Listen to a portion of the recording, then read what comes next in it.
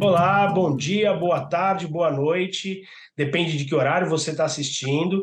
Eu sou Vinícius Ribeiro, jornalista, pai do Léo, menino autista. Estou aqui com a minha companheira de bancada, Jeane. Olá, gente. Bom dia, boa tarde, boa noite. Sou a Jeane, mãe do Heitor, de 8 anos também, criança autista. Estamos aqui com a doutora Juliana hoje, né, Vi? Isso, estamos começando aqui o nosso episódio, nosso primeiro episódio do projeto Neurodivergente, onde vamos elucidar diversas questões sobre o autismo. Estamos aqui hoje com a doutora Juliana Parisotto. A doutora Juliana é médica neuropediatra em Jaú, né, responsável pela clínica Neuromed.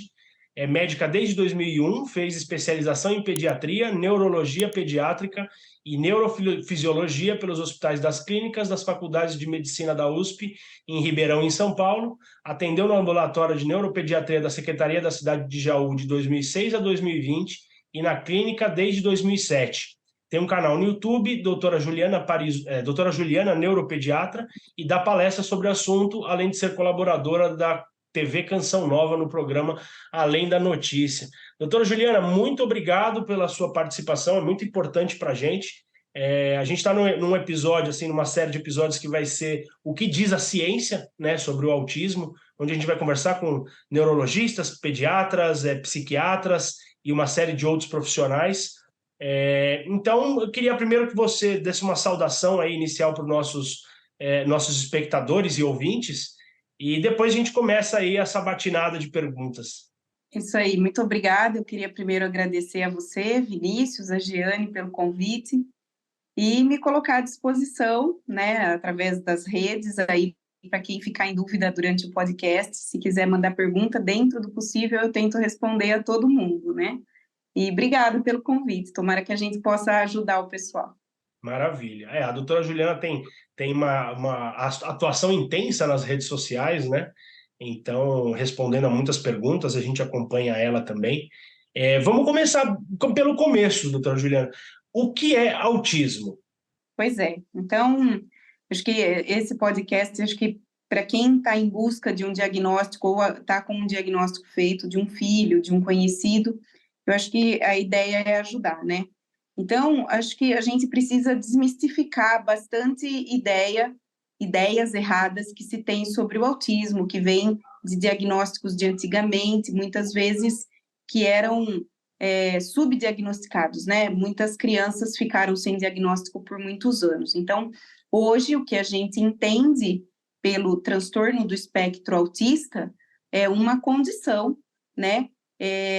Em que você vai ter uma diferença no desenvolvimento dessa criança. Então, ele entra na categoria dos transtornos do neurodesenvolvimento, que são algumas condições que afetam o desenvolvimento normal ou esperado das crianças na primeira infância, né? Sendo que o principal do autismo, né, do TEA, do transtorno do espectro autista, é uma dificuldade na interação social. O cerne do autismo é a dificuldade de interação social, mas que ele tem 3 sintomas que são obrigatórios, né, complementado por mais 2, sem os quais a gente não pode fazer o diagnóstico. Isso a gente vai falar lá mais para frente, mas é muito importante saber que, por não ser uma condição cujo diagnóstico hoje em dia ainda não se faça por exames, nem de sangue, nem de imagem, nem neurofisiológico, o diagnóstico é clínico.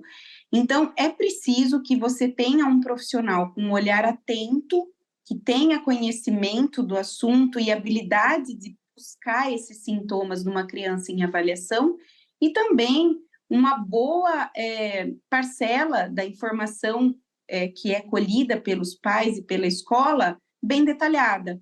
Para quê? Para que a gente não encaixe a criança num diagnóstico, mas a gente encaixe um diagnóstico naquela criança que esteja com alguma dificuldade de desenvolvimento. Você falou da questão do espectro, né? O que exatamente significa o espectro? Porque transtorno do espectro autista, aí fica muito, uma coisa muito tênue essa questão do que é o espectro exatamente, né? Como que a gente definiria essa palavra? Então, vamos lá. O transtorno do espectro autista, como eu tinha dito, tem alguns sintomas que são obrigatórios, né? Então, o primeiro sintoma é uma dificuldade de reciprocidade social. O que é essa reciprocidade social, Vinícius? É a habilidade de você chegar num lugar e se apresentar, estabelecer comunicação adequada, conseguir conversar num ambiente social sobre qualquer assunto, sobre a criança conseguir, né, à medida que ela cresce, se posicionar a respeito do que ela pensa, demonstrar o que ela está pensando sobre um assunto, e é reciprocidade. Então, tanto ela conseguir se expressar dentro de tudo aquilo que ela sente e pensa, como ela também conseguir interpretar as linguagens que chegam a ela. Por que as linguagens? Porque quando a gente fala em autismo, muita gente pensa na criança que não fala, mas a fala sequer entra no diagnóstico de autismo. A comunicação comprometida é a não verbal. Não verbal é a que não é a da fala. Então, é a comunicação que a gente faz através do gestual, das expressões faciais e também a interpretação disso. Então, eu perceber nas entrelinhas o que uma pessoa está sentindo quando ela fala algo, eu ter a capacidade de entender metáforas, de eu entender ironia, de eu entender insinuações, figuras de linguagem, né? Que é para eu receber adequadamente a informação que me é transmitida como um todo. Por exemplo, muitas vezes, se a gente escreve mensaginhas curtas no WhatsApp, eu posso ser interpretada como, às vezes, dando uma bronca ou fazendo uma crítica, porque a pessoa não está ouvindo o meu tom de voz. E quando eu escuto e vejo a pessoa falar, eu dou um outro sentido a isso.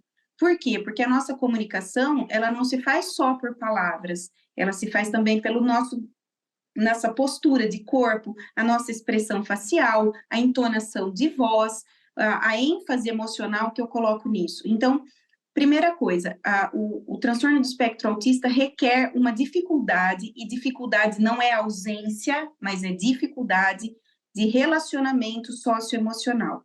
Eu dou um exemplo, assim, quando a criança é uma criança num nível mais grave, é muito fácil fazer o diagnóstico. Nos níveis mais leves, muita gente tem dúvida exatamente por causa disso, porque como são sintomas sociais, às vezes sutis, os sintomas podem aparecer só à medida que houver mais uma cobrança social dessa criança.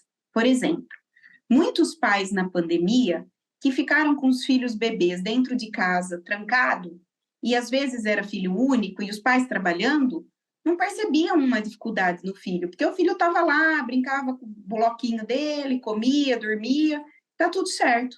À medida que essa criança foi para a escola, e na escola ele teve que se relacionar com outras crianças, aprender a respeitar a fila, obedecer comando da professora, participar de atividades que naquela hora não necessariamente ele está afim, ele começou a demonstrar os sintomas que pai e mãe não percebiam, certo? Então, essa dificuldade de reciprocidade socioemocional é o ter empatia, é o perceber que o outro tá sofrendo ou tá triste, ou sem eu ter que falar com palavras, de eu me apresentar e de eu...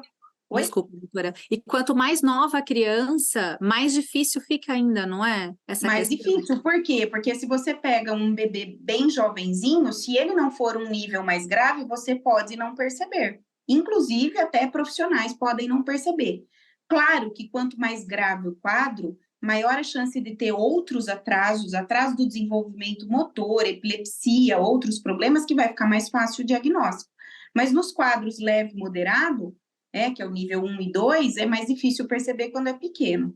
E tudo isso, então, vamos voltando para não me perder. Então, a dificuldade da reciprocidade socioemocional, uma dificuldade em iniciar e manter amizade, tá? Que isso é muito importante. Tem muito autista, por exemplo, que ele tem uma iniciativa de se achegar a crianças muito demais, só que ele é, entre aspas, me entendam, até meio sem freio, ele, por exemplo, ele pode gostar do cabelo da menina e ficar passando a mão, ele pode abraçar a criança e não largar mais, e aí você fala, tá bom, ele tem uma dificuldade de perceber que deu o tempo, ou que ele está se aproximando de uma forma muito invasiva, né? Então, falta uma noção fina até onde o outro está sendo incomodado. Então, ele até faz amigo, ele tem iniciativa de procurar as pessoas, mas ele não mantém amigos porque passa a ser uma criança estranha, fala, a gente fala, ele não larga da gente, ele abraça demais, ele beija demais, ele não percebe quem é amigo e quem é desconhecido. Então, essa dificuldade de modular o meu comportamento de acordo com o ambiente e com a pessoa, o quanto eu conheço ela, o quanto eu sou íntima ou não, que acontece, né? Então, a dificuldade de iniciar e manter amigos, a dificuldade de reciprocidade socioemocional e uma dificuldade da comunicação não verbal, que são essas expressões faciais, o gestual, que é empobrecido, que é muito importante para a gente fazer o diagnóstico precoce, porque até 1 ano, você pode ter uma criança que não fale palavras, embora você já vai prestar atenção, mas ela obrigatoriamente já tem que ter um diálogo visual, um contato visual, um gestual, que o autista pode não estar desenvolvendo.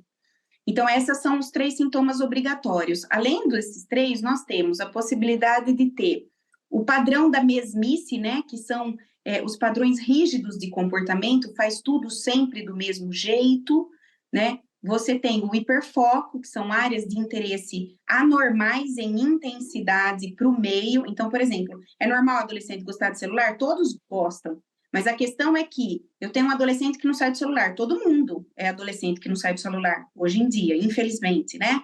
Mas se você chama ele para ir numa festa no clube, ou jogar um tênis, ou jogar a bola, ele vai. O autista vai ter dificuldade de variar aquela zona de interesse. Ele quer sempre a mesma coisa, porque passa a não ter tanto interesse. E esse interesse muda ao longo da vida. Ele pode ter alterações sensoriais, que aí pode pegar os 5 sentidos. Então, o auditivo sempre pega, né? O auditivo, então, às vezes, o incômodo com muito barulho, e às vezes barulhos que para a gente são agradáveis, pode para ele incomodar, ou barulhos que incomodam quase nada, para ele pode incomodar muito, e aí você às vezes tem a evitação de tapar os ouvidos, ou sair de um ambiente mais barulhento, ou chorar quando canta parabéns, ou chorar quando vê outra criança gritando e sair correndo. Então, incômodos com sons. O do liquidificador, da batedeira, da furadeira, do secador de cabelo é muito conhecido, mas eu sempre falo assim, por exemplo, filho de boleira não se incomoda com liquidificador, filho de cabeleireira não se incomoda com secador. Então, é muito importante que assim, mas meu filho não gira a rodinha do carro, então ele não é autista. Não é isso.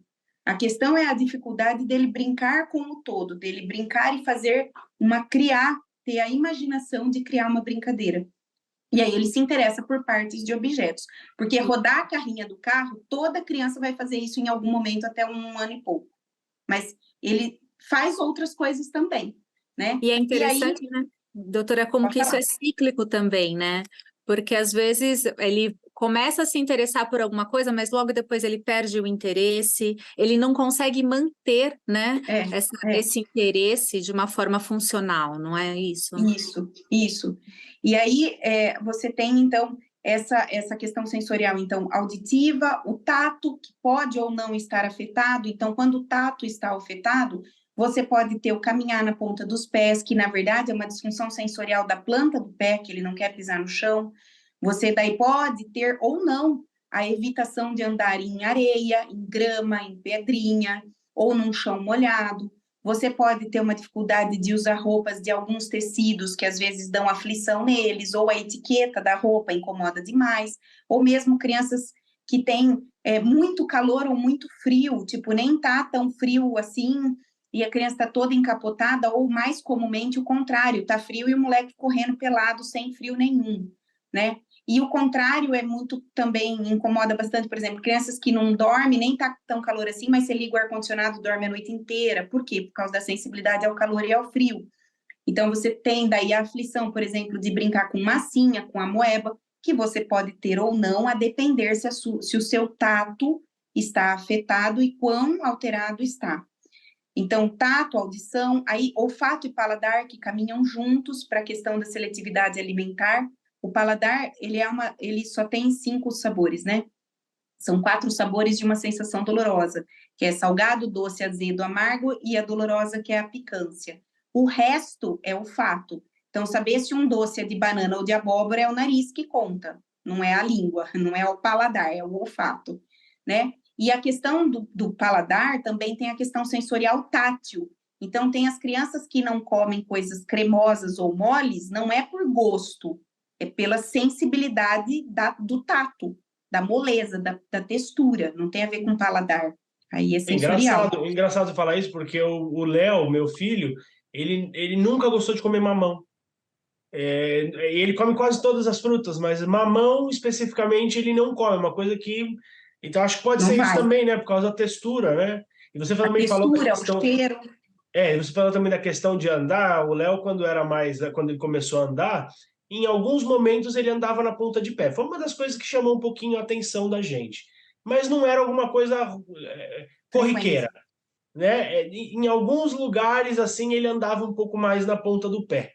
Então podia ser que naquele momento ele estava um pouco incomodado, não que isso seja Sim, realmente, sim. por conta disso ele é autista ou não, mas ele teve essa característica também. Então, até para puxar, acho que até a Jeane ia puxar essa pergunta, mas você falou bastante disso. Então, assim, nessa primeira infância, quais são os primeiros sintomas que as famílias precisam ficar de olho mesmo? Né? Não, eu vou chegar lá. Tá. Peraí, deixa eu voltar. Porque eu estava falando do sensorial. Então, o tato, o paladar e o olfato, a audição, né? E a propriocepção, que aí tem a ver com o equilíbrio deles, outras coisas, né? Então, olfato, paladar, visão, audição e tato. Da visão, você tem crianças que têm problemas com padrões desorganizados. Então, aí, esses são os que mais enfileiram, esses são os que mais selecionam por cores, por causa que a visão dele tem alteração sensorial. Então, além da alteração sensorial, eu estava nos critérios diagnósticos, né? Você tem ainda a questão da hiper ou hiporresponsividade à dor.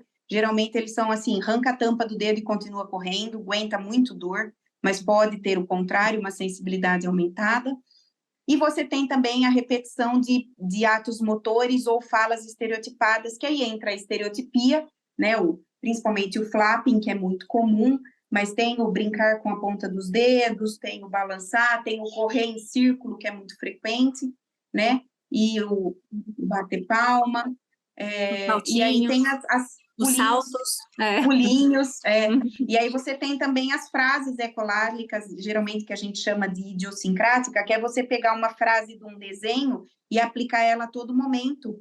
Então, existe um desenho que chama, acho que é Blip, gente, que é um osso de laranja, e ele fala de uma forma entonação muito forçada. Então, olá, vamos brincar, nananã. E ele fala bem de uma forma sempre igual, assim, dessa maneira.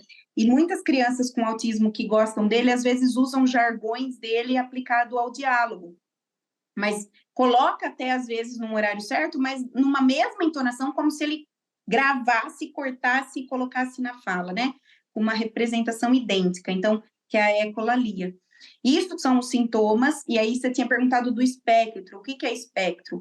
Como no autismo você vai ter uma alteração sensorial, a associação de vias neurológicas ela é alterada, dependendo de quantas vias forem afetadas, você vai ter um quadro bem mais óbvio ou um quadro bem mais sutil, não é? Espectro é o leque de possibilidade, e para isso, gente, na medicina tudo é assim. Por exemplo, ninguém é preto ou branco. Você tem desde aquele branco suíço, que é branco, de cabelo branco, de olho azul, até o preto angolano, que é preto, preto, preto, mas no meio disso você tem o branco com cabelo escuro, você tem o branco avermelhado, você tem o branco de sardinha, você tem o pardo, você tem o misturado com índio, o amarelo, o moreno, o mais moreno, o negro brasileiro e aquele negro super mega preto. Então, é um espectro de variação. Mesma coisa para altura, para peso. Então, não existe o gordo e o magro. Existe uma infinidade de pesos e a partir de uma nota de corte, você considera que aquelas alterações de desenvolvimento passam a ser uma área de investigação.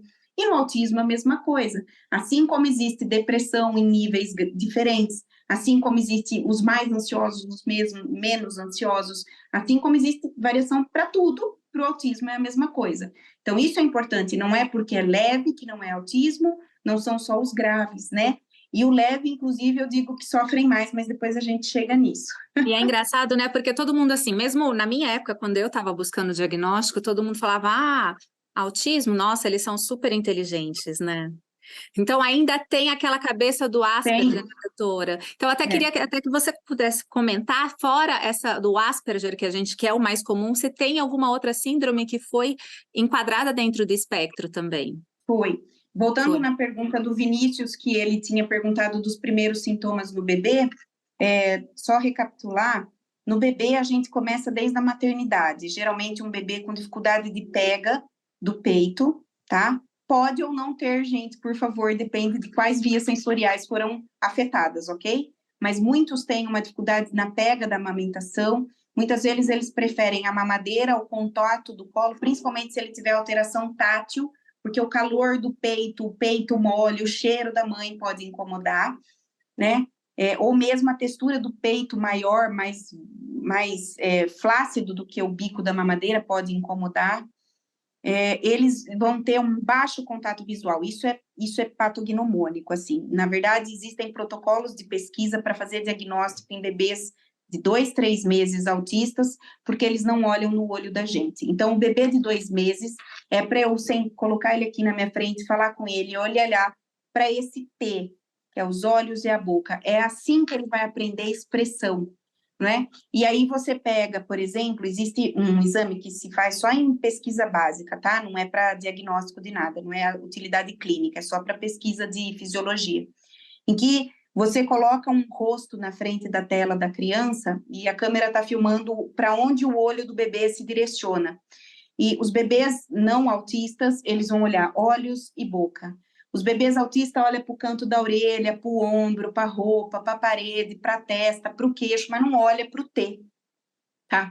Então, a atenção para o T e o tempo que ele sustenta esse olhar é o principal de triagem inicial.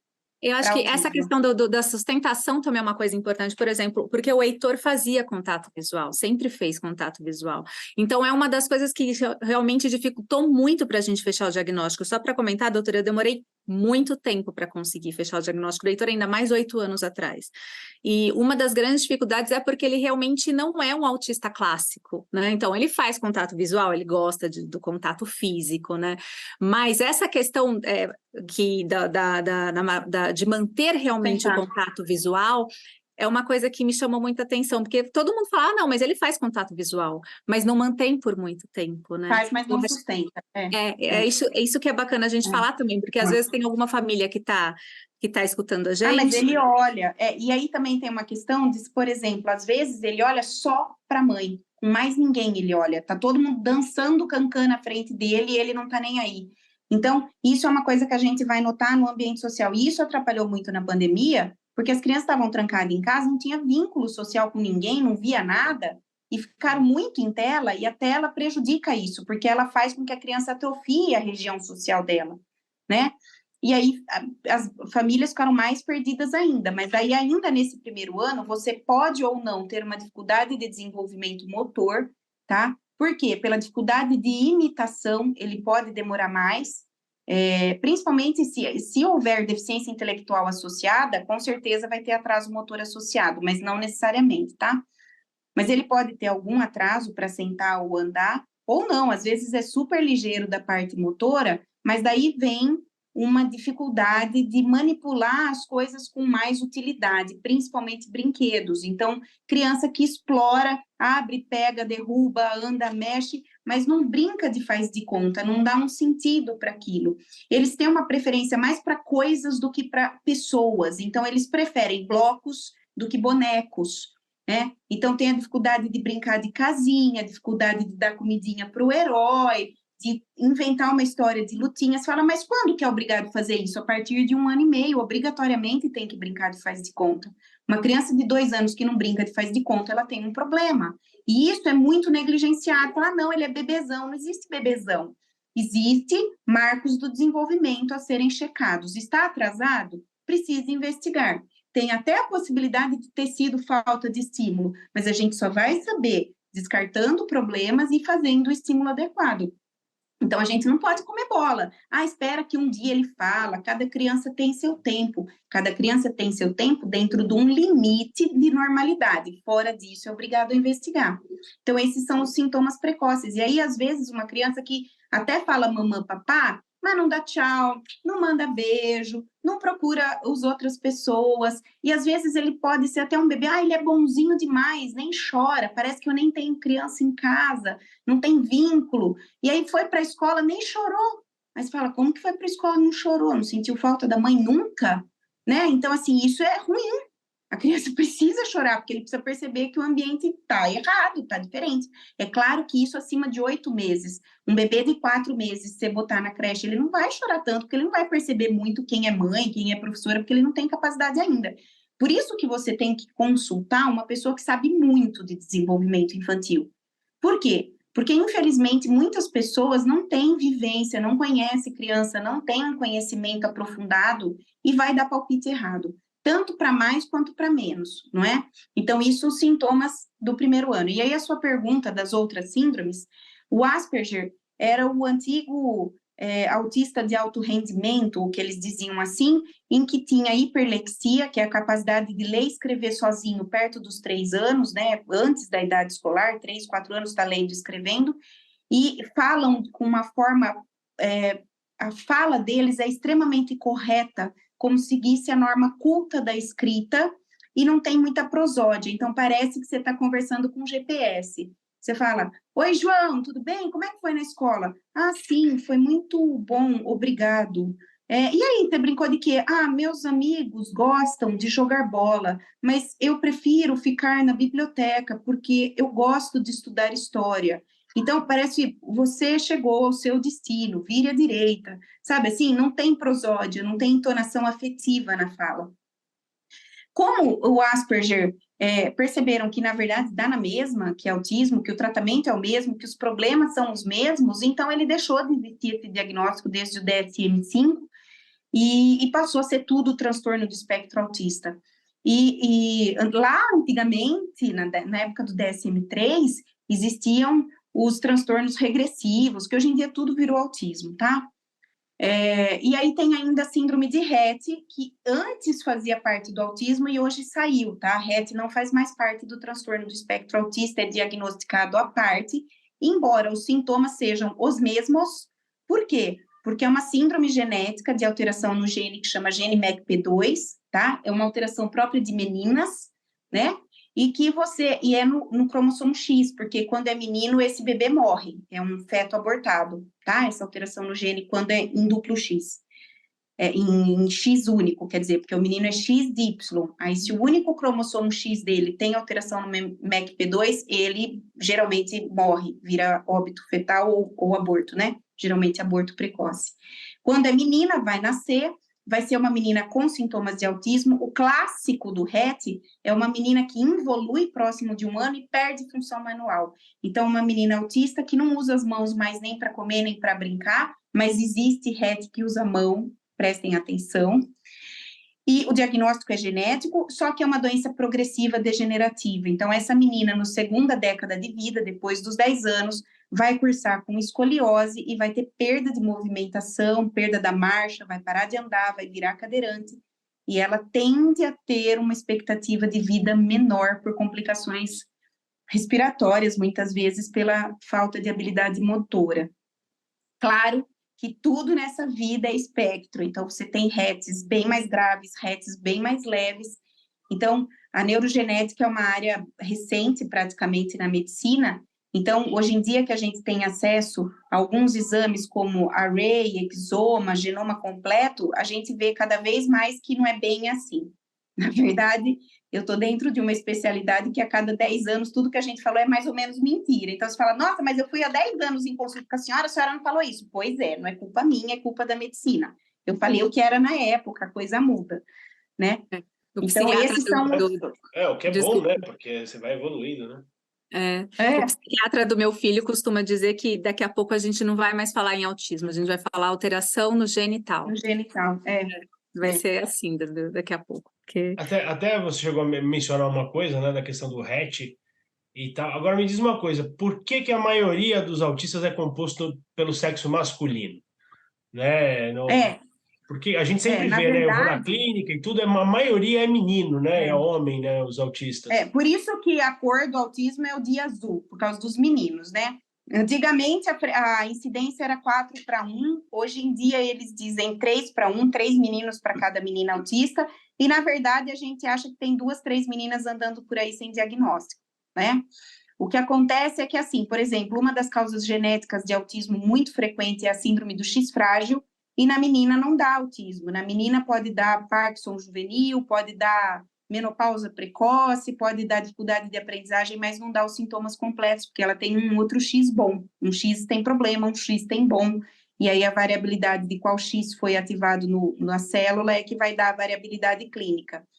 Então, existe um ligeiro aumento de problemas, aliás, todos os transtornos do neurodesenvolvimento são mais frequentes nos meninos, e os meninos, em geral, na pediatria, os bebês prematuros, por exemplo, em mesmas condições, o bebê menino tem mais chance de morrer, o menino é sempre mais fraco até os 10 anos, depois ele passa a menina.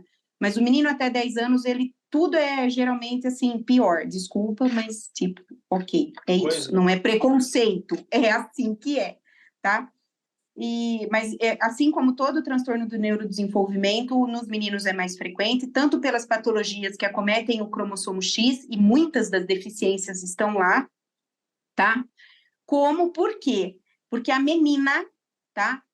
Genealogicamente, o cérebro feminino foi selecionado melhor aquelas mães que têm capacidade de entender os seus filhos, então, que fazem leitura social melhor. Isso é Darwin, você vai selecionando as melhores, porque há 1.000, 2.000, 100.000 anos atrás aí, as que não faziam muito leitura, os filhos morriam de fome, ok? Então, aí você vai selecionando geneticamente as melhores. E aí a mulher tem uma percepção social melhor e uma camuflagem social melhor. Ela se porta melhor socialmente. Então, uma mulher com baixa percepção social passa por tímida, passa por, ela é meio seca, ela é meio quietona, ela é meio na dela. O menino que já tem uma sociabilidade, uma percepção social mais baixa, quando é em deficiência, é muito óbvio. Entende a diferença? Então, por exemplo, a gente tem muita menina adolescente que vem para a gente por depressão, que é autista e que não fez diagnóstico. Por quê? Mas ela é fresca para comer. Mas ela só gosta de brincar desse jeito, sabe? Ela é muito brava, então ela não quer brincar com as outras meninas, é só do jeito dela, ela é muito teimosa. Essa menina... E aí, cheio de reticências, essa menina, e a hora que você vê na adolescência depressiva, você vai puxar critérios, ela tem todos os critérios para autismo. Tem um monte de mulher autista por aí sem diagnóstico. Engraçado que eu ouvia dizer que o autismo na menina costuma ser muito mais severo, e talvez seja justamente por conta disso que você está comentando, né, doutora? Não, que é porque é mais severo, tá tudo é sem porque diagnóstico. Não tem diagnóstico. Não, tá tudo sem diagnóstico. Então, assim, infelizmente, por exemplo, e os gostos peculiares das mulheres ficam muito no âmbito artístico. Ela gosta muito de crochê, ela gosta muito de novela, ela gosta muito de tal cantor. E ninguém acha isso estranho. Como o menino gosta muito ele sabe todos os hinos do mundo, mas não sabe comer sozinho. Ele sabe todos os dinossauros do planeta, mas não sabe o nome dele. Aí você já chama mais atenção. Agora, a menina que gosta de novela, mas não sabe nada na escola, é porque ela é assim, avoada, ela só gosta de novela, passa batido. E coitada das mulheres, que são tantas elas, chamadas assim, ela é grossa, viu? Nossa, como ela é grossa, a gente fala com ela, ela não responde. Ela fica com aquela cara dela emburrada todo dia, porque como tem pouca expressão facial, você conta as coisas, ela tá lá com a mesma cara. Aí você fala, gente, reage, eu tô brigando com você, fica brava, ri, me xinga, faz alguma coisa. E ela com a mesma expressão facial. Então, são vistas como, ela é grossa, ela é esquisita, ela é assim mesmo. E fica, muitas vezes, passa uma vida sofrendo, não é? Com várias limitações e dificuldades por não ter diagnóstico e não ter um apoio, porque se tivessem terapia, teriam uma vida de muito mais qualidade, né? Caramba, nossa, isso é muita novidade, né? Isso eu não fazia ideia, porque a gente realmente só vê meninos, né? A maioria, a grande maioria, são meninos, onde a gente faz as terapias do Léo, aposto que o Heitor também, né? Onde o Heitor faz terapia. É muito menino, você vê pouquíssimas meninas, e realmente o que a Jane falou, as meninas geralmente estão no grau mais severo. Claro, porque aí com um grau mais severo fica mais fácil de você diagnosticar. Fica fácil. Né? Mas a gente o leve passa sem diagnóstico, passa de tímida, ela é Ou tem burra. dificuldade na fala, né? Quando tem uma dificuldade na fala, aí já é mais fácil de diagnosticar. Né? Então, se tem uma deficiência intelectual associada, fica mais fácil. Se não tem, que é 2/3 dos autistas não têm deficiência intelectual associada, quer dizer, 2/3 das meninas estão sem diagnóstico. Aí, se você botar os 2/3 com diagnóstico, fica 1 para 1. Uai, achou onde é que estão essas meninas sumidas? Entendeu? E muitos ainda vão ser diagnosticados já na fase adulta, né? Ou pai e mãe de criança autista, avô, tio, que você acaba fazendo uma referência depois que descobre um diagnóstico na família. E aí você vai atrás da genética da família, vai descobrir e vai falar, ué, peraí, né? Que coisa, né? E também tem a questão da demanda, né, Vinícius? Porque assim, ó, por exemplo, hoje em dia, como todo mundo é obrigado a ir para a escola e tem rede social e tudo, hoje em dia, por exemplo, no Brasil, você tem que medir cada palavra que você fala, porque você pode estar ofendendo alguém, ser cancelado, ser morto, ser expulso do país, tudo. Então, ou você tem um baita feeling social, ou você vai se lascar na vida, no Brasil, certo? Se você considerar sociedades muito mais rígidas, se você pegar Oriente Médio, Alemanha, Japão, tá cheio de autistas sem diagnóstico. Por quê? Porque cada um é na sua mesmo, ninguém se mete na vida de ninguém, ninguém dá opinião, são todos secão, durão, então dá na mesma, os leva e passa tudo batido. Você entendeu? Agora, no Brasil, você não ter muita habilidade social é muito mais complicado, porque aqui todo mundo é cheio de melindres, entendeu? Então, aqui é muito mais fácil aparecer o problema. É uma criança que vai dar muito mais problema do que num país culturalmente mais rígido. Você entende? E como o sintoma é clínico, depende de ter queixa, e só vai ter queixa de acordo com os outros achando que aquilo está fora do normal. Então, depende da questão cultural. Você entende? Então, o diagnóstico, é por isso que eu falo, sempre você deve comparar com o meio, com a escola que a criança frequenta. Por quê? A deficiência surge de acordo com a demanda. E o que muda isso em relação antigamente? Quando você tinha pessoas que moravam no campo e nem todo mundo estudava, você sempre tinha um tio ou outro que não ia para a escola, que era quietão, que ficava fumando o paieiro dele, cuidava das galinhas e estava tudo certo e era quietão. E muitos desses são autistas que sem diagnóstico. E que trabalhava no sítio, continuava morando com o pai e com a mãe. E quantos de nós temos tios solteiros que criavam passarinho e nunca conversou com ninguém e nunca estava nas festas? Quem disse que esses meninos não eram autistas e que hoje teriam diagnóstico? Mas naquela época não precisava, e ficou por isso. E aí entra também a história do aconselhamento genético, né? O tanto que é importante isso hoje em dia, né? Sim. Na verdade, o que acontece hoje em dia também, assim, você teve um aumento muito grande de pais mais velhos, né, gestações mais tardias, que aumenta o risco de alterações genéticas, o uso de droga aumentou bastante, o uso de substâncias que se usam para todos os fins estéticos possíveis aí, que não tem estudo a longo prazo, né, anabolizantes, esteróis, o formol para alisar cabelo, além da questão dos agrotóxicos, da radiação ionizante, e ainda a fertilização in vitro, que é sabidamente um fator de risco além da prematuridade, né? Toda doença que leve a sofrimento fetal crônico, né? Então, a mãe hipertensa, a mãe obesa, a mãe diabética, a mãe com uma doença reumatológica, são todas situações que aumentam o risco de autismo. Como tudo isso aumentou na sociedade, o autismo acabou aumentando. Não é só porque aumentou o diagnóstico. É porque tem uma série de fatores. Aumentou. Questões aumentou ambientais, tudo. né? Aumentou, assim, o diagnóstico incluiu os casos leves, os diagnósticos aumentaram, o acesso ao diagnóstico aumentou, mas aumentaram os casos também, tudo aumentou. Caramba. E a gente estava falando, até antes de seguir para a próxima pergunta, que depois eu vou pedir para a Jeane fazer, mas só para a gente não perder esse fio, você falou do diagnóstico tardio, né? O que é importante para uma pessoa adulta hoje que talvez tenha alguma dificuldade ou que talvez tenha alguma suspeita ou alguma coisa, o que é importante? Como que essa pessoa vai atrás de um diagnóstico? Uma pessoa que já está na fase adulta, né? A tem questão alguma... é assim, Vinícius, transtorno tem que transtornar. Então, por exemplo, a gente vê uma coisa que incomoda quem está na área do diagnóstico e que isso as pessoas têm medo de falar, né? Porque a gente não conhece a pessoa, então a gente não pode julgar, mas tem muito blogueiro que se diz autista e que você fala, gente, juro por Deus que eu não sei onde que essa pessoa é autista.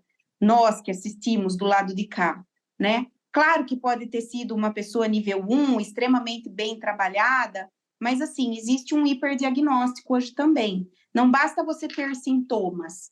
Por exemplo, eu também me incomodo com certos barulhos o dia que eu estou sem dormir direito. Eu também, às vezes, quero ficar no meu canto. Todo mundo, se você pegar um livro de psiquiatria e ler do começo ao fim, você vai bater na porta do hospital psiquiátrico e falar, bem, me interna que eu sou grave, porque eu tenho, ó, de A a Z, eu tenho tudo. Porque alguns sintomas, algum momento da vida, todo mundo tem. A questão é que, para ser um transtorno, você tem que ter essa característica presente na tua vida e que te afete de forma substancial, tem que realmente ter consequência. Mesmo os Agora, casos a leves. pessoa tem que ter, porque senão não é um transtorno. Como que você fala assim? Porque esse que é o problema do transtorno do nível 1. Porque todo mundo fala, não, ele é normal, não tem nada. Só que eles têm 8 vezes mais depressão e suicídio. Por quê? Porque não sabe falar sobre sentimento, não tem amigo para buscar apoio e simplesmente ele se mata. Entende? Então, assim, ó, se a pessoa é feliz, se a pessoa está pagando as contas dela, não comete crime, está bem resolvida, onde é que existe problema? Não importa que você gosta de pendurar melancia na tua cabeça, o problema é seu. Você pendura melancia na tua cabeça. Isso eu estou falando de qualquer transtorno psiquiátrico, tá? Estou falando de tudo que existe em psiquiatria. Se você, não importa o quão estranho você seja, se você é verde, de bolinha roxa, não importa. Se você está feliz como você consegue se sustentar, quer dizer, você não depende de outras pessoas para subsistir, você não atrapalha a vida de ninguém, não existe um problema, ponto. Agora, se você se subsiste, não atrapalha ninguém, mas vive infeliz, ou vive fazendo terapia, nunca se encaixa, nunca se enquadra, existe um problema. Por isso que eu não encaixo o diagnóstico em pessoas. Eu acho uma criança, um adulto que sofre e eu vou buscar a causa do sofrimento. Esse sofrimento pode ser porque eu não estou feliz, ou porque eu não consigo me sustentar sozinho, ou porque eu só faço besteira na vida e me enrolo com a polícia. Então, eu tenho um problema. E aí eu vou buscar, dentro dos seus sintomas, qual transtorno psiquiátrico que se encaixa. Porque tem muita gente com diagnóstico de TEA que não é TEA. Tem depressivo achando que é TEA. Tem pessoa que tem um negócio que chama transtorno de personalidade obsessiva compulsiva, TPOC. Tá cheio de TPOC achando que é TEA leve. Não é.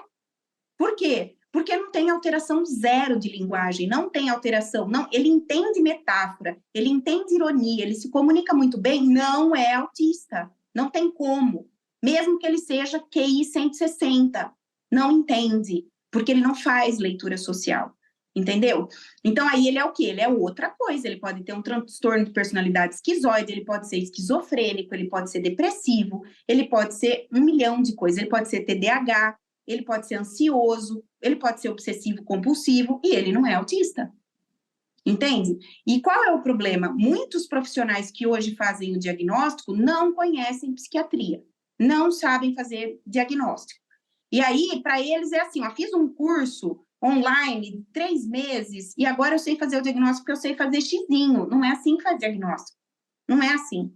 Você tem que entender o quanto há de sofrimento, se há sofrimento e qual condição pode justificar isso da melhor maneira. Por exemplo, tem crianças com diagnóstico de autismo que não são autistas, são deficiente intelectual.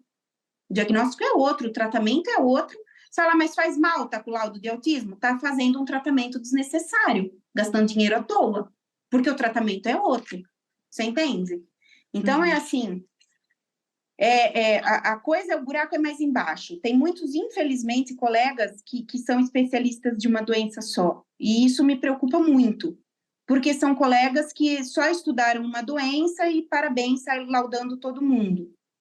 Tendo médico, tem direito a fazer laudo. Mas... E aí, doutora, até usando esse tema como gancho, então como que é feito o diagnóstico do autismo, né? Quais são as escalas, os principais critérios você já falou para a gente, né? Mas assim, pensando numa criança que a gente está percebendo alguns sinais, como que é feito esse diagnóstico? Como é que é feito o diagnóstico, Jeane, Vinícius e pessoal? Primeiro tem que haver um problema. Como eu disse, não existe problema onde não há problema. Por favor, não fiquem procurando pelo em ovo. Todos, nos seus filhos. Está indo tudo bem? Está tudo bem. Tem um problema, quem eu vou procurar? O ideal é que toda criança fizesse segmento de puericultura, que é acompanhar com o pediatra peso, crescimento, tamanho da cabeça e desenvolvimento neuropsicológico.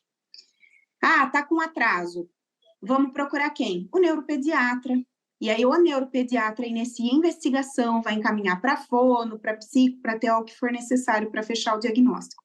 Não é obrigatório a aplicação de escalas, tá? Que escalas são essas? Tem o ADOS, tem o ADIR, tem uma infinidade de escalas, tá? Essas escalas todas, você tem que ter especialização para aplicar. E não é um curso de final de semana que vai te habilitar para isso. Então, a gente precisa ter muito critério de onde a gente vai procurar atendimento, mas isso não é obrigatório. Se você tem um profissional com larga escala clínica sobre o assunto, ele é capaz de fazer o diagnóstico pelos sintomas clínicos, que são aqueles que eu te falei do DSM-5. Hoje nós já temos a edição revisada, que é o DSM-5-TR, tá? Que é o texto revisado, TR, e você usa o CID, que já é o CID-11 agora, que a gente não fala mais em níveis, fala com ou sem comprometimento de linguagem funcional, com ou sem deficiência intelectual, tá? Mas ainda para processo, para escola, para Deus e o mundo, o povo quer saber nível. E aí fica que é o leve, moderado, grave, que atualmente chama 1, 2 e 3. Né? Quando a criança é mais maiorzinha, você levantou a suspeita, você sempre vai procurar um neuropediatra ou um psiquiatra infantil, e se for de adolescente para cima, um psiquiatra adulto que trabalhe na área, gente. É muito importante procurar alguém que tenha conhecimento na área, porque mesmo sendo neuro ou psiquiatra, tem uns que são especializados em suicídio, em esquizofrenia, não é a praia dele, então vai fazer um diagnóstico adequado, ou às vezes não vai te encaminhar para as terapias adequadas. E no diagnóstico, o diagnóstico é clínico. Quando a criança é muito pequena e existe uma estimulação péssima, que foi muito comum na pandemia, que as crianças ficavam trancadas o dia inteiro na frente do celular, você não deve fechar o diagnóstico na primeira consulta, embora tenha tudo de sintoma. Você primeiro faz uma estimulação adequada de 6 meses, aí pelo menos com terapias adequadas, que você já está tratando, tá? Faz alguns exames para descartar questões de saúde que atrapalham o desenvolvimento neuropsicomotor, que geralmente quando procura com 2 anos é porque tem atraso associado, e daqui 6 meses você reavalia essa criança e fecha o laudo, o que importa é que você já começou a tratar, tá certo? Nas crianças grandes, nos adultos, você não precisa desse processo, porque ela já viveu suficientemente tempo na sociedade para ter aprendido. Se não aprendeu, é porque não aprendeu mesmo, né? A questão social. Então, é isso, o diagnóstico tem que ser feito por um médico, ele pode ser feito em parceria com uma equipe multidisciplinar, fono, psicóloga, psicopedagoga, neuropsicóloga, terapeuta ocupacional, mas a priori diagnóstico no Brasil é um ato médico, deve ser feito por um médico. A gente sugere que faça num especialista da área, mas pela lei pode ser qualquer médico. Qualquer médico, né, doutora? Pediatra também pode fechar diagnóstico, né? Não precisa ser necessariamente um neuro ou um pode. psiquiatra, A né? questão, Jeane, é assim, ó, um diagnóstico que é para o resto da vida, que vai mudar para sempre a vida daquela pessoa, será que eu não devo procurar alguém especializado? Uhum. Não é? Uhum. Então, assim, todo colega, tem colegas pediatras super empenhados na causa, que sabem muito, mas não é geral. Tem muito pediatra que acha que tem que esperar o seu tempo e ir atrás do diagnóstico. E a gente tem postos de saúde que quem é o pediatra é ginecologista.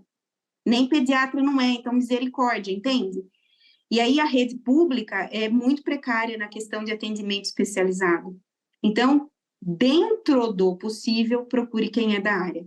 Não, a gente aqui, no início do diagnóstico do Heitor, a gente passou em pediatras, passou até em neuros, mas assim, como ele realmente tinha essa dificuldade de não ser um autista clássico, aqui em Rio Preto a gente não conseguiu fechar diagnóstico mesmo. Todo mundo fala, ele é atrasado porque ele fica muito no colo, coloca essa criança no chão, ele precisa de chão.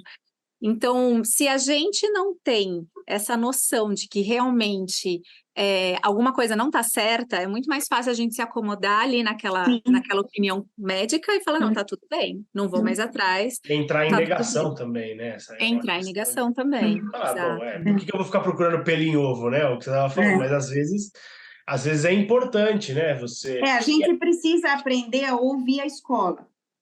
Porque assim, ó, como eu falei que depende da demanda, tem pai e mãe que jura que tá tudo bem com a criança, porque não sai de casa, é só os 3.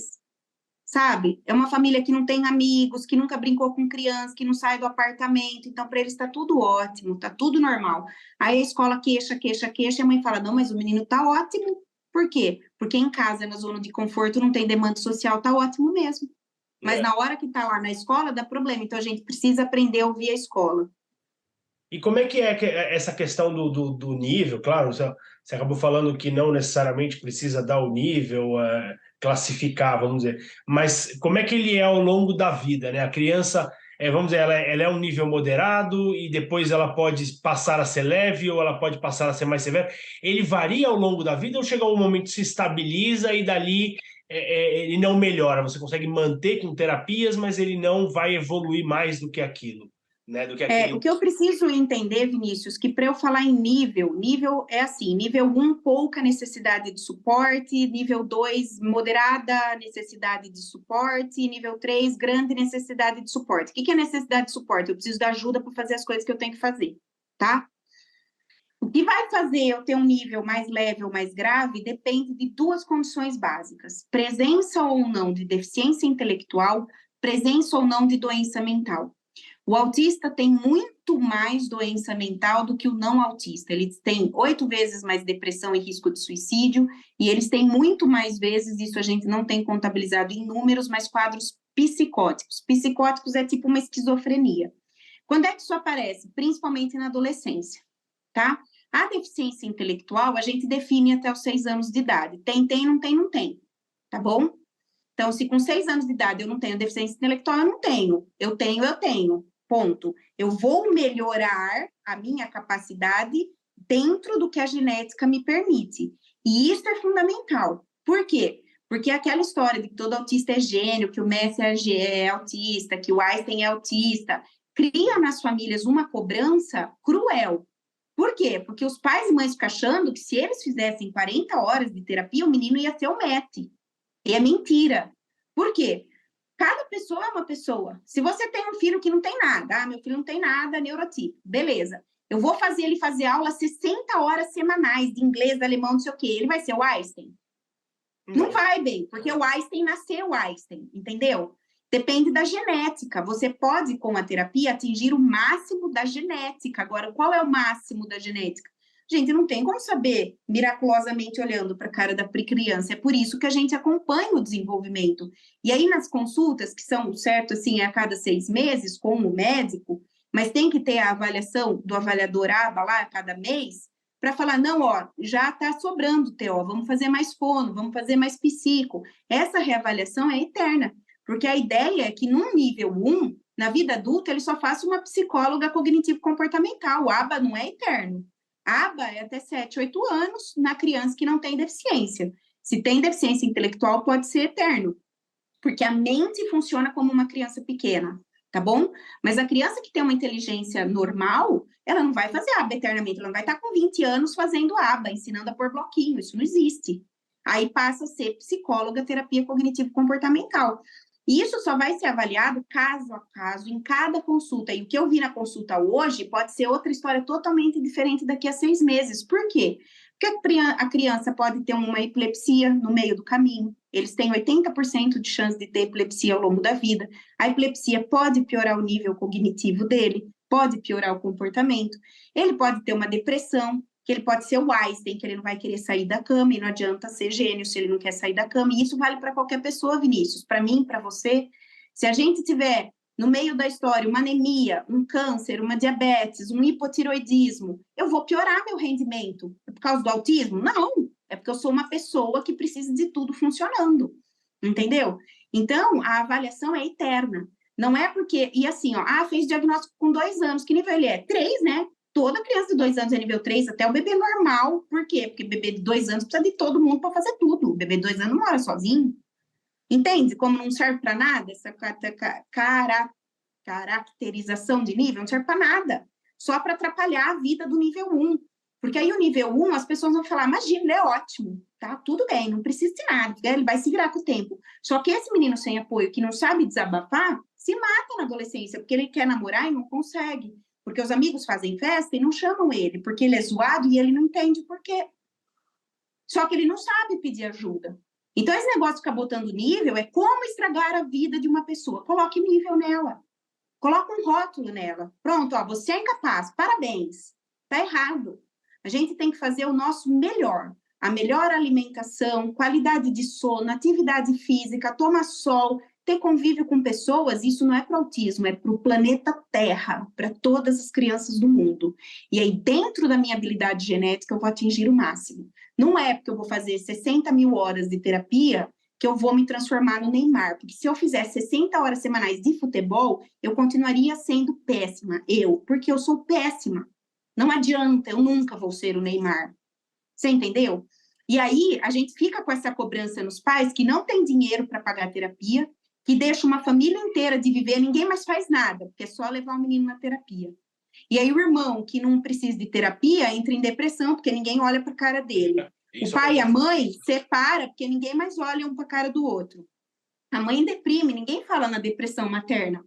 Na quantidade de pai, que bom que você está aí, mas um monte de pai de autista, ó, dá o pé quando o diagnóstico é feito. E larga a mãe sozinha. Quantas mães se suicidam? Por quê? Ah, porque você é guerreira. Ah, porque... Não é, gente, é difícil. E ninguém quer falar da parte difícil. É difícil, mas é possível melhorar. E quando a gente tem qualquer dificuldade na vida, a gente pode usar isso para melhorar, para juntar mais a família, para, em vez de dar atenção para o celular, vamos brincar no campo. Ele está precisando de estimulação sensorial, vamos acampar. Vamos mudar de cidade. Eu estou morando no meio de São Paulo, eu não consigo terapia, sai de São Paulo. Sai de São Paulo. Vai para um lugar que seja bom para todo mundo. É para desinstalar a gente do nosso comodismo. Vai morar em Jaú, vai morar em Rio Preto. Vai para o interior. Então, assim, a gente precisa, e isso, assim, não é com um filho autista. A partir do momento que a gente é mãe, sabe, pai, a nossa vida não está mais na nossa mão. Você não toma mais banho a hora que você quer, você não compra o que você quer, você não viaja quando você quer. Isso não importa se teu filho é autista. Qualquer filho, não é? E não é porque não é autista que não vai ter problema. Tem esquizofrenia, tem droga, tem depressão, tem tanta coisa, tem acidentes para sofrer e ficar sequelado numa cama vegetativo, tem meningite que perde braço e perna. Então, assim, gente, eu sou muito, às vezes parece radical, mas é porque eu vejo que a vida, as pessoas complicam demais. Existe uma dificuldade? Existe. É o que a gente gostaria? Nunca é. Ninguém quer passar por problema, mas todos nós vamos ter, uns com problemas de saúde, outros com problemas de outra ordem. O que a gente precisa fazer é o nosso melhor hoje, pensando todos. Eu não posso pensar só na criança autista, eu preciso pensar no irmão que não tem mais tempo, eu preciso pensar no pai e na mãe como casal que não tem tempo de sair juntos, tá um vale night, porque ninguém fica com moleque. Eu preciso disso. E isso não é falado, só é jogado nas costas dos pais. Tem que fazer mais terapia, porque tem que fazer terapia. Ele tem que fazer terapia, mas a vida não é fazer terapia. Ele tem que fazer terapia, ele tem que ir na igreja, ele tem que ir no parque, ele tem que ouvir música, ele tem que deitar no quintal para ver nuvem, igual qualquer criança. Tem que tentar ter a vida o mais normal possível, né? O que a gente pensa aqui, né? E aí você falando isso, o que a gente pensa aqui é exatamente isso, né? A gente quer que ele tenha todas as oportunidades, se precisar fazer a terapia, quanta terapia precisar fazer, vai fazer, não tem problema, a gente se desdobra se precisar, mas a gente precisa, né? Eu lembro até, acho que foi você, Jerry, que me contou a história do pastel, né? Não foi você que me contou a história de quem queria comer um pastel, uma amiga sua, ou você? Foi você? Sim, foi uma amiga minha. Então conta a história do pastel para ela ouvir, que é fantástica. É a história assim, eu levei isso também como mantra, né? Mas conta a história aí do pastel. Foi a situação de uma amiga minha que levou o filho para comer pastel, foi essa? Isso. E aí ele chegou e ele não conseguia sentar. Ele é autista, né? Ele é autista também, nível 3 de suporte, e ele não conseguia sentar para comer pastel de jeito nenhum. Sempre foi uma dificuldade muito grande com ele de sair do ambiente de casa mesmo, né? Ele tem dificuldade muito grande de estar em outros ambientes. E a felicidade que foi da mãe o dia que ela conseguiu sentar na represa aqui de Rio Preto para comer um pastel junto com ele. Ai, que bonitinha. E ele ainda foi dar uma volta na represa com ela, então ela fez um relato assim emocionante de como foi simplesmente sentar e comer um pastel. E é lindo isso, né? É lindo. É isso mesmo, Vi, que você estava lembrando? Porque ela tinha medo também de que todo mundo ia ficar olhando, e se ele tivesse uma Exato. crise, alguma. É assim, dane-se os outros, né? Não desrespeitando. Né? Eu passei por uma situação, até foi foi um dos motivos da ideia de fazer esse projeto, né? Eu fui na Unimed, né? No hospital da Unimed, levei o Léo, meu filho e tal, e era um dia que estava super cheio, aquele dia que eu vou ficar 3, 4 horas lá. E eu entrei lá e peguei aquela senha preferencial de criança, quer dizer, em meia hora eu estava saindo de lá, 40 minutos. E todo mundo fica te olhando com aquela cara, principalmente porque o Léo não é um clássico, como diz a Jeane, ele não aparenta tanto, né? Mas assim, eu não estou só me preservando, eu estou preservando todo mundo, porque se ele tiver uma crise, começar a gritar, começar a ficar inquieto, ele vai prejudicar todo mundo que está ali cansado, que está ali estressado. E outra, eu tenho esse bônus porque eu tenho um ônus muito grande para trás, Exatamente. né? De levar nas Exato. terapias, de deixar de fazer algumas coisas que eu não posso fazer. Exato. O Tutu, o filho da Jeane, ele não consegue viajar de avião, né? Então, tem esse problema. Então, quer dizer, eu tenho um ônus tão grande ali atrás para ter esse bônus. Então, você quer trocar Pois é. comigo? É a mesma coisa, se você quer trocar comigo, você ter todo Pois esse 2 horas de bônus dentro de um Para hospital. passar, Então, não é uma coisa que. Então, a gente tenta também ter a vida o mais normal possível. Claro, o Léo é um caso mais leve, né? Ele está evoluindo uma barbaridade, assim, ele surpreende a gente a cada dia.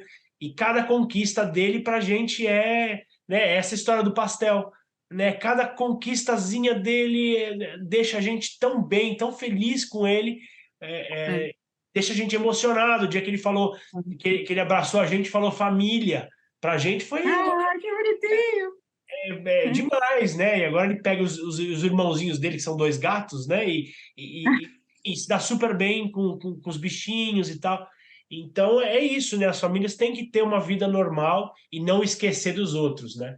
Que nem a Jeane Os tem. outros filhos, Ontem a gente teve uma situação bem parecida também, contextualizando nesse tema também, que a gente foi jogar futebol aqui no campo do condomínio. E os dois brincando junto. O meu mais velho é apaixonado por futebol. E o mais novo começou nessa pegada também. O Heitor é o mais novo e começou nessa pegada de ser apaixonado por futebol também por conta do irmão.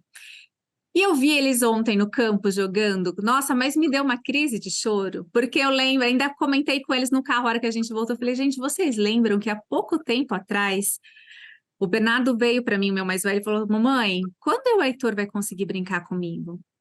Oh, meu Deus. Eu quero brincar com ele, mas ele não brinca comigo. E eu, assim, respirava fundo e falava: calma, filho, é com o tempo, você tem que ter paciência, tem que convidar ele para brincar com você, ensinar ele a brincar. Então, ver aquela cena ontem deles compartilhando o mesmo interesse de uma forma tão intensa, assim, me Que derrubou, legal. sabe? A coisa mais linda, porque é o que a gente fala sempre, né, Vinícius? A gente começa a valorizar as pequenas coisas, né? Tudo com um outro olhar, né? É lindo. E é tão lindo isso, né? Eu acho, porque eu falo hoje em dia que eu vejo eu tenho alguns adolescentes que eu acompanho desde pequenininho, e é tão gostoso conversar com eles e ver assim, a evolução, não só no autismo, mas em outras condições também, mas no autismo em especial, exatamente por essa conquista de algumas coisas que para as pessoas pode parecer tão simples, né? Do cortar cabelo, do conseguir ir numa pizzaria ou numa festa de parabéns que canta parabéns, é muito legal. Então, e assim, eu vejo que tem muito pai e mãe guerreiro, sabe? E é muito bacana ver isso, porque tudo no desenvolvimento infantil depende muito do estímulo, sabe? Então, quando você tem uma família empenhada, terapeutas legais e uma família que está preocupada, a evolução é fantástica, né? E isso acontece com toda criança. Por outro lado, a gente tem tantas crianças geneticamente aí que sem alteração, que por infelizmente serem cuidadas pela tela, tem tantos problemas, porque não teve essa atenção. Então, hoje, às vezes, aquela ideia de que, nossa, né, quando você vai ter o neném, que Deus faça que venha tudo bem, que não tenha problema. O problema não é só ao nascer, né, gente? É ao longo de uma vida inteira. E tanto para o bem quanto para o mal a gente pode intervir. Tanto a gente pode ser uma família presente, bacana, que vai ajudar essa criança a atingir uma felicidade, uma vida plena, como a gente pode ser uma família negligente, né? E não colaborar tanto. Eu sempre penso que quando a gente tem filho, o que a gente faz ou deixa de fazer, geralmente é tentando fazer o melhor, né? Eu prefiro acreditar que as pessoas fazem o seu melhor. E a gente precisa dar atenção aos pais que muitas vezes não conseguem lidar de uma maneira diferente, porque da mesma forma que para criança autista, às vezes uma coisa que para você não incomoda, para ela incomoda, ou para ela é difícil e para você não, para os pais também. A gente tem que saber que cada pai tem a sua limitação, seja emocional, seja financeira, seja afetiva, seja até intelectual. Às vezes a gente atende crianças com deficiência, de pais deficientes. Então, eu tenho um pacientinho, por exemplo, que a mãe e o pai são alunos da PAI. Então, como é difícil, porque acaba sobrecarregando, às vezes, uma avó já idosa. Então, o mundo é tão grande, tem tanta coisa por aí, que realmente a gente tem que dar parabéns para as mães empenhadas e que conseguem, assim, essas coisas legais que vocês percebem, e isso que vocês estão fazendo, né, de partilhar conhecimento e tentar ajudar quem não teve o acesso que vocês tiveram, ou até que estão passando pela dificuldade que vocês passaram, né? Exatamente, esse era o grande objetivo da gente poder ser pais melhores, né? O que eu até falei para a Giane, falei, eu quero fazer esse projeto para poder ser um pai melhor para o meu filho, o melhor que eu puder ser. A gente nunca vai ser perfeito, né? Por mais que a gente tente, a gente nunca vai abdicar da tela, porque a tela ela auxilia a gente em alguns momentos, ela não pode ser uma muleta, mas ela em alguns momentos é necessária, em algumas coisas ela ensina. Então você tem que aproveitar assim o momento de tela para colocar alguma coisa que ensine, né? Alguma Tem coisa um que uso bom, né? Saber exatamente. usar. Não só uma musiquinha besta que fica sendo cantada de forma repetida, né? Alguma coisa que ensine mesmo, né? Mas assim, a gente tenta fazer com o Léo, a gente tenta fazer o melhor que a gente pode, né? Às vezes não é o suficiente, a gente espera que seja. Mas assim, se você pelo menos está dando o seu melhor, como você falou, você pelo menos tira isso da cabeça. Você fala assim, eu fiz o melhor que eu podia, né? Eu fiz o melhor que eu podia. Então a gente fez um quintal ótimo para ele agora aqui em casa. A gente, né? Ele adora ficar andando no quintal, né? A gente está fazendo uma pequena reforma aqui em casa e ele fica olhando para que ele quer olhar. Quando ele quer olhar lá no fundo, ele fica falando paredes, paredes, que ele quer ir ver as paredes que estão subindo. Paredes, paredes. Aí ele vai lá no fundo e fica lá. Ontem a gente deitou para ficar vendo o céu, deitamos Isso na é top, grama, né? né? Para ficar vendo o céu, deitamos em família e tal. Então eu acho que é isso mesmo, né? A gente precisa a família precisa se conectar, a família precisa ser conectada e ninguém pode ser negligenciado, né? Ou seja um outro filho, seja o pai e a O mãe, pai, é, isso aí. que é muito complicado mesmo, né? A gente sabe que nem sempre é possível, mas a gente precisa desses Ah, mas momentos. é uma luta de toda a casa, viu? É, Toda casa passa por isso. A gente tem que ir tentando equilibrar. eu vou pegar essa história do Vale Night, conversar com a minha sogra para ela ficar um Vale pouquinho. Night é bom. Ele De vez dormiu em já quando é 2 vezes fora de necessário. casa. Ele dormiu 2 vezes na casa da minha sogra já. Uma Olha vez que que eu e a belezinha. Bruna estávamos muito doentes, a gente pegou uma virose, assim, foi meio bizarro, a gente estava muito mal, e aí a gente não tinha condição, a gente pediu para ela ficar, e uma vez que ele pediu, né, vovó, você quer dormir na vovó? Eu quero. E aí ela adorou, né, que ele foi dormir lá na Que casa da legal. vovó e tal. Então, pra gente é também uma alegria, não Aproveita, Vini! é isso. Não é aquela questão de, eu quero ficar uma noite sem o meu filho, não, mas por ver ele, Não, é só para e por ver namorar um ele, pouquinho. e para ver ele naquela situação de desconforto, apesar de estar na casa da avó, mas assim, de ir para um lugar novo e dormir num lugar que ele não está acostumado, né? Então, tirar ele da zona de conforto um pouquinho. E ele ficou super bem, sabe? Ficou. Então, Ah, que hoje, legal. assim, de domingo, quando a gente vai almoçar na casa da avó da Bruna, né? Bisavó dele, muitas vezes, na hora de ir embora, que ele não vai embora com a avó, e ele gosta muito da avó, ele olha, tchau, papai, tchau, mamãe, para tipo, a gente ir embora e ele Ah, fica com a avó, né? é Fala, a não, deixa do Vale Night essa. então é isso. Então. Assim, a gente teria muitas perguntas ainda para fazer, acho que tem, sei lá, mais umas 10 perguntas para fazer, mas a gente queria te agradecer muito, doutora Juliana. Eu agradeço pessoalmente, porque ela é que cuida do Léo, né? Mas agradecer muito por você ter compartilhado essa informação com a gente, todo esse conteúdo que acredito que vai ser muito importante para quem aí está nessa posição de buscar um diagnóstico ou que está desconfiado, né, está com alguma, né, desconfiança nesse sentido, ou que já tem um diagnóstico recente, para entender um pouquinho mais. Adorei essa parte que você falou de família e de crianças neurotípicas e atípicas, essa não diferença entre elas. Achei isso ótimo também, eu acho que isso é super importante. E agradecer muito a sua participação, porque com certeza vai ajudar muita gente. Eu que Giane? agradeço, gente. Obrigada, viu, doutora? Foi uma delícia, foi um bate-papo muito gostoso mesmo e contribuiu com informações muito relevantes mesmo aí para os nossos ouvintes, né, Vini? É isso mesmo. Eu Muito agradeço mesmo, viu, Vinícius? Coloco à disposição, o pessoal que ficou em dúvida, qualquer coisa, comentário.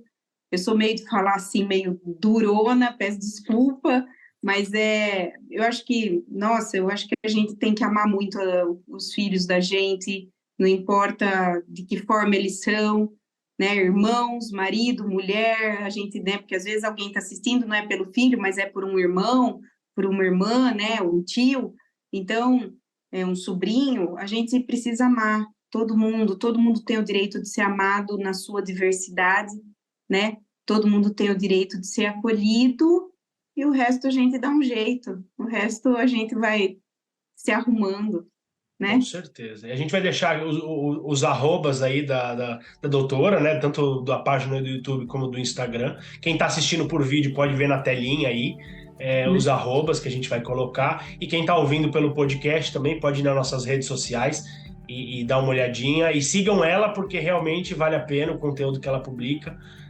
A gente já seguia bastante ela antes até do Léo se consultar com ela. Então, mais uma vez, muito obrigado e esperamos poder te chamar de novo, né, para a gente continuar esse papo. Temos muitos outros aí ainda e ao longo desse ano inteiro de projetos que a gente vai tocar. Muito obrigado mais uma vez e até a próxima. Até. Deus abençoe a todos. Tchau, tchau, doutora. Obrigada. Tchau, Tchau, Giane. Prazer, Tchau, viu? tchau. Prazer Tudo foi bom. meu.